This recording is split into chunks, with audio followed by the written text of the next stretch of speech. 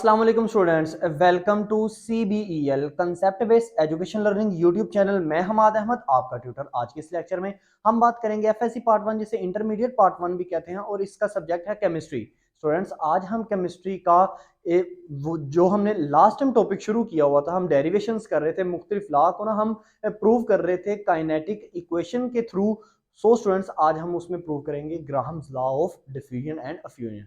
So students, ये बहुत important video है क्योंकि ये ऐसा लॉ है स्टूडेंट्स जो कि छोटा तो है, आसान भी है, लेकिन थोड़ा सा ट्रिकी है, समझने में मुश्किल पेश आता है स्टूडेंट्स को। सो स्टूडेंट्स, आपने इस वीडियो को एंड तक देखना है, स्किप नहीं करनी कोई भी चीज भी, क्योंकि ये चीजें आपके लिए बहुत बेनिफिट करेंगी, आपके कंसेप्ट को मजीद स्ट्रॉन्ग करेंगे। और इसके अलावा चैनल को सब्सक्राइब करें, वीडियोस को लाइक करें और इन वीडियोस को ज्यादा से ज्यादा अपने फ्रेंड्स में भी शेयर करें ताकि आपके साथ साथ उनका भी बेनिफिट हो।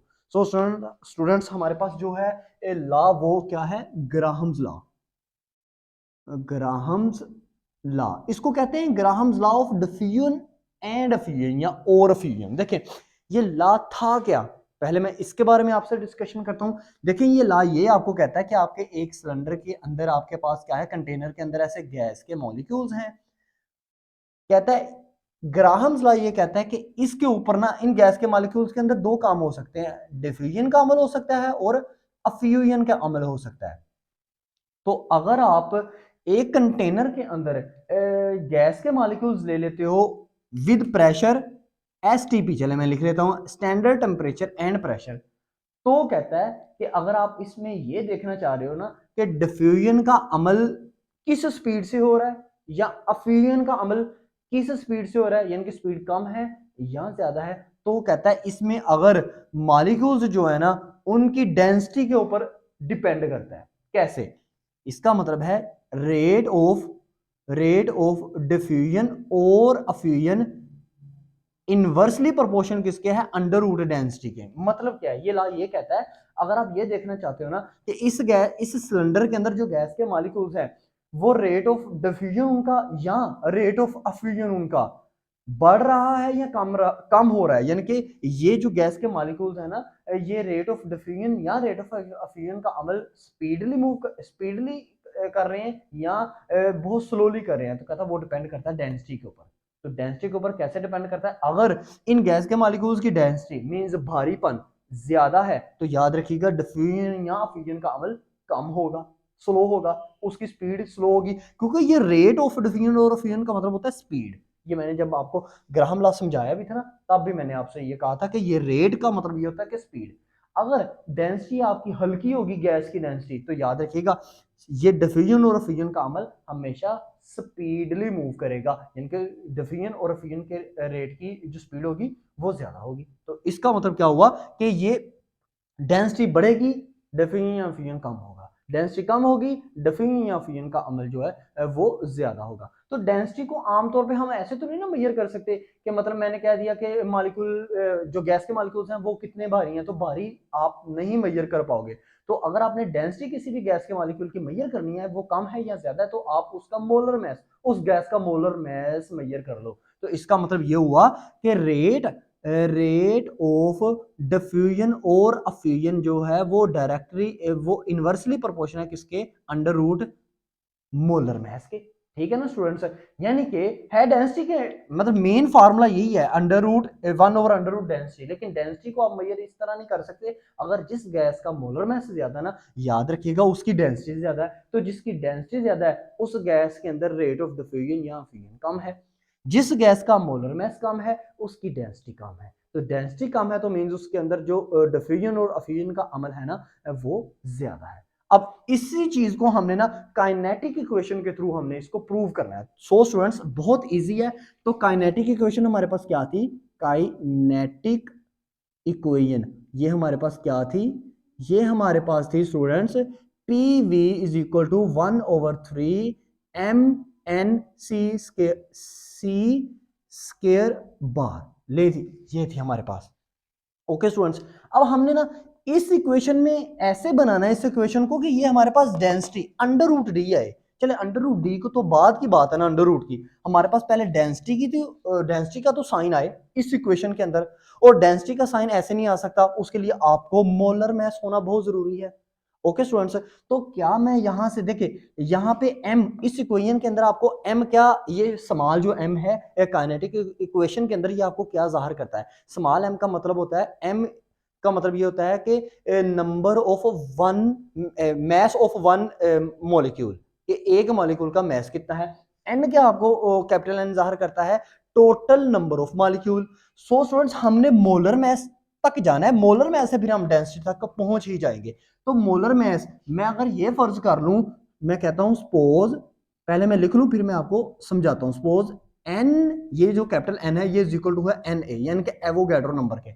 आपको पता है ना टोटल नंबर ऑफ मॉलिक्यूल किसी भी गैस के ना वो किसके इक्वल होते हैं, वो उसके एवोगैड्रो नंबर के इक्वल होते हैं, जो कि 6.022 क्रॉस 10 की पावर 23। ठीक है ना स्टूडेंट्स, क्योंकि हम हमारे पास इस इक्वेशन में जो n है ना नंबर ऑफ, ये फर्ज करें ये सिलेंडर के अंदर जो गैस के मॉलिक्यूल्स हैं ना वो मैंने फर्ज कर लिया 10 गैस के मॉलिक्यूल्स हैं, मतलब टोटल नंबर ऑफ मॉलिक्यूल्स 10 है। तो मैं ये कह सकता हूं ना कि उसके अंदर नंबर ऑफ पार्टिकल्स, मतलब उसके अंदर जो एवोगैड्रो नंबर है वो कैसे, वो कितने होंगे, जब मैं 10 को मल्टीप्लाई कर दूंगा 6.022 क्रॉस 10 की पावर 23 से, तो मेरे पास एवोगैड्रो नंबर आ जाएंगे ना।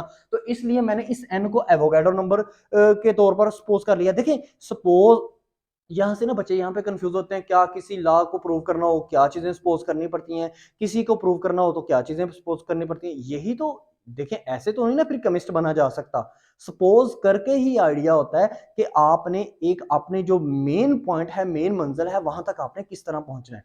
हमने Na को फर्ज किया, हमारा पहली ये है कि हमने m, हमारे पास मोलर मैस होना चाहिए, मोलर मैस से हम डेंसिटी के ऊपर चल जाएंगे। अब देखिए अब n को मैंने Na फर्ज कर लिया, जब Na को ये स्मॉल m से मल्टीप्लाई करूंगा तो Ma लिख सकता हूं ना, यानी कि इस n की जगह मैं कैसे लिखूंगा, PV is equal to 1/3 small m NaC square bar. ले स्टूडेंट्स मैं लिख सकता हूं। ओके अब देखिएगा, अब आपने पहुंचना कहां पे, मोलर मैस। मुझे एक बात बताएं, मोलर मैस का फार्मूला क्या होता है, यानी कि फार्मूला आपके पास ये होता है ना, number of mole is equal to mass of substance, या मैस ऑफ कोई भी गैस, सब्सटेंस में ठोस माया गैस तीनों आ जाते हैं ना, divided by molar, molar mass. अब ये ध्यान से देखिएगा, अब इस फार्मूले को, इस फार्मूले से अगर मुझे मोलर मैस चाहिए तो मैं मोलर मैस को रखूंगा इधर, molar mass is equal to आपके पास क्या हो जाएगा, जब ये इससे मल्टीप्लाई करेगा, देखो ये इधर आ गया, ये क्या होगा, ये इससे मल्टीप्लाई होगा, क्या, नंबर ऑफ मोल को मल्टीप्लाई करो मैस ऑफ गैस के साथ या मैस ऑफ सब्सटेंस के साथ। अब देखिएगा इसका मतलब अगर मुझे मोलर मैस है, मोलर मैस को कैपिटल एम कहते हैं, ठीक है, अगर मुझे मोलर मैस चाहिए ना तो मुझे नंबर ऑफ मोल को ना, नंबर ऑफ मोल को मल्टीप्लाई करना पड़ेगा स्मॉल एम के साथ। अब नंबर ऑफ मोल, क्या इस इक्वेशन में मुझे नंबर ऑफ मोल मिल रहे हैं जी, मैंने मैंने मैंने देखो फर्ज किया Na, ठीक है, क्या मुझे मैस मिल रहा है जी, मैस भी है स्मॉल m, तो इसका मतलब है m, स्मॉल m को जब मैं Na से मल्टीप्लाई करता हूं तो मेरे पास क्या आता है, मेरे पास मोलर मैस आता है, यानी कि कैपिटल M आता है। तो यही तो हमें चाहिए था, तो मैं यहां पे ये लिख लेता हूं, PV is equal to students आपके पास 1/3 capital MC square bar. Okay students, I hope so मैंने अच्छी तरह आपको अंडरस्टैंड करवा दिया। ये तो एक बेसिक चीज है ना जो कि आपने चैप्टर नंबर 1 में भी पढ़ी हुई है।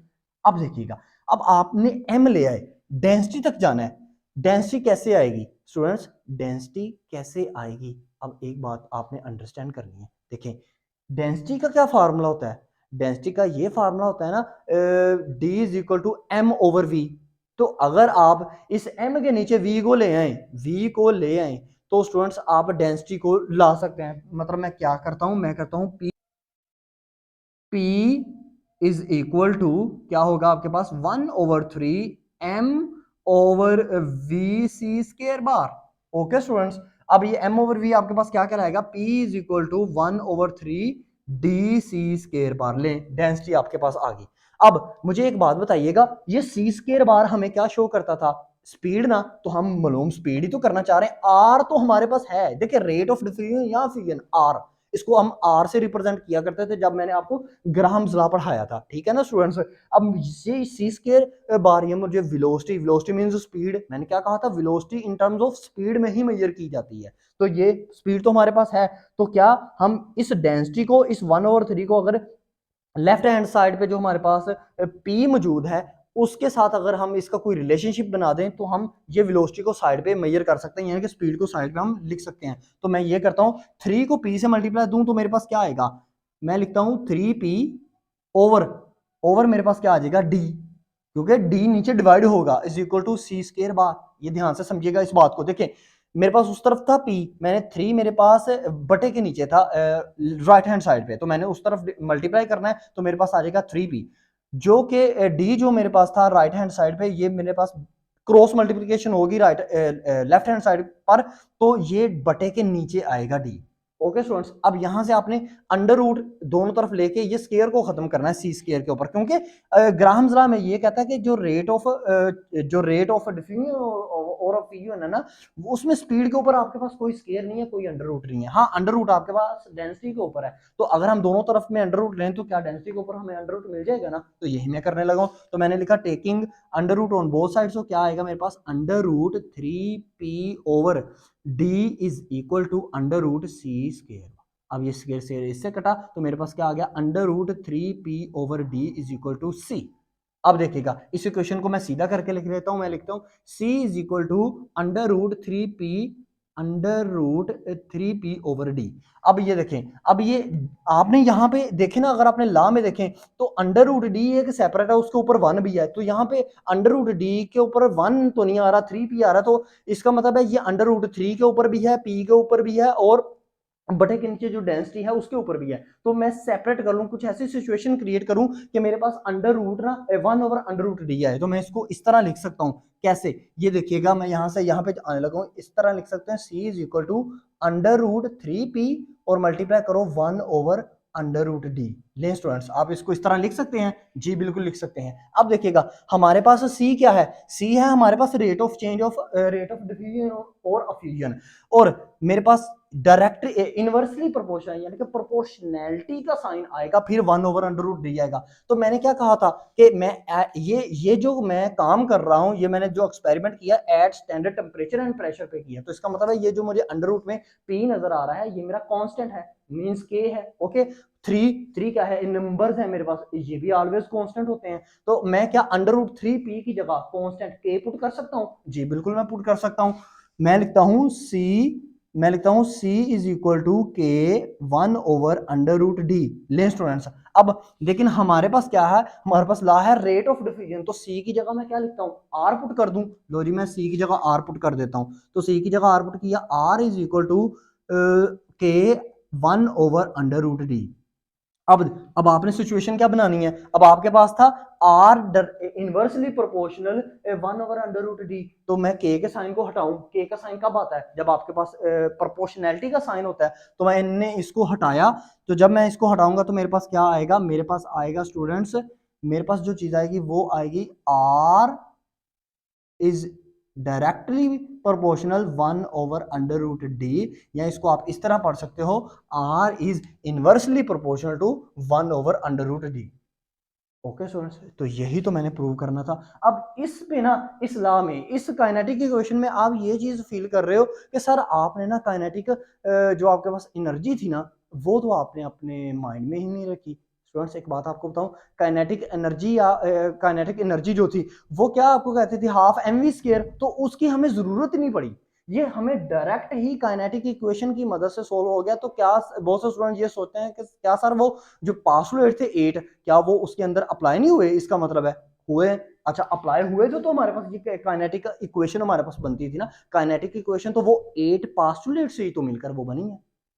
ये है आपका एक कंप्लीट टॉपिक। आपने ये जो आप एक्सपेरिमेंट की चीजें बताई हैं इसको आपने नोट डाउन नहीं करना, लेकिन सिर्फ आपने सीधा सा एक्सप्लेनेशन में ये चीजें लिखते जाने हैं। काइनेटिक इक्वेशन रखनी है, इक्वेशन में सबसे पहले आपने एन को सपोज कर लेना है एन ए के, फिर एम को जब एन से मल्टीप्लाई करेंगे आपके पास मोलर मैस आएगा, मोलर मैस को वॉल्यूम के नीचे डिवाइड कीजिएगा, आपके पास डेंसिटी आ जाएगी। फिर आपने क्या करना है, वहां से आपने इन चीजों को राइट हैंड साइड की तरफ ले आना है, लेफ्ट हैंड साइड को, और आपके पास क्या बन जाएगा, R directly proportional to 1 over under root D, या R inversely proportional to 1 over under root D.